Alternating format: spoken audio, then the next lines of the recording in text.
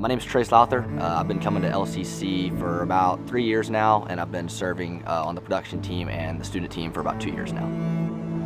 I think for a lot of my life, I just kind of went through the motions, always just going to church and not really having that, like I said before, intimate relationship with Christ. And I think, a couple of things I really struggled with was I found value in a lot of things, especially my high school days, in sports and in my schoolwork and in making friends, and I sort of found passion in that. But while that stuff is awesome, it really never gave, once you leave high school, all that stuff's kind of gone. You don't really have that full peace that only Christ can give.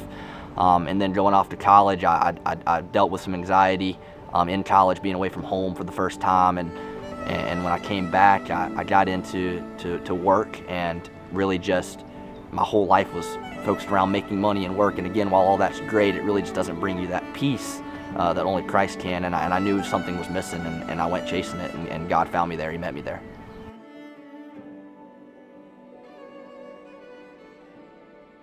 So there was actually a message that Pastor Jeff gave one Sunday on out of Matthew 13 about the parable of the hidden treasure.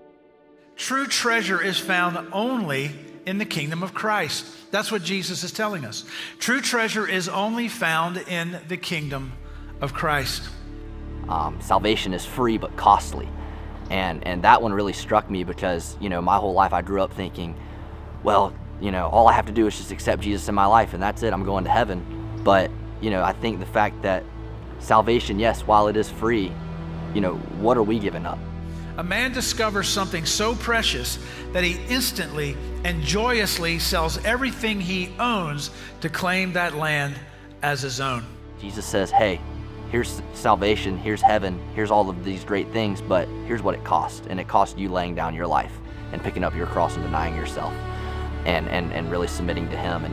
And that message that Jeff gave that day sort of, I guess, turned a corner for me, and it said, I need to give up my life. I need to pick up my cross and deny myself and really, pursue Jesus with my whole heart, not just say, oh, well, I've accepted him and I'm going to heaven, because it's just not that simple.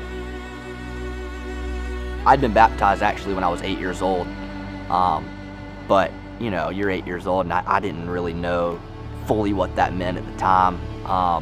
I knew Jesus. I knew who Jesus was. I knew there was God. I knew all the Bible verses. But I really didn't have that relationship that I've been talking about. And, I think after serving and after getting involved, I felt like, I wanted to take that next step in proclaiming that, hey, Jesus, I'm yours. And I wanted to get baptized.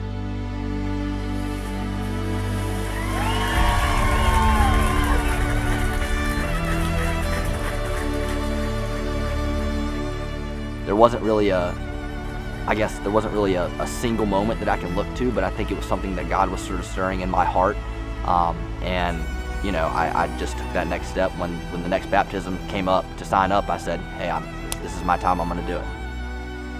I think one of the coolest things about the way Jesus uses the Holy Spirit in our lives is he can use us when we don't even know we're being used. My dad was saved when he was young, but he had kind of fallen out of line. He has told me that seeing me serve and seeing me get plugged in at the church and seeing me get baptized and the fruit that I've sort of bore from my life with Jesus has actually inspired him, and now he's on the parking team and he's starting to get plugged in, and it's been one of the most rewarding things in my life to see my pursuit of Jesus and see the Holy Spirit use my pursuit of Jesus to inspire my dad. And it's one of those just cool moments that you look back on and you say, wow, that was a God thing.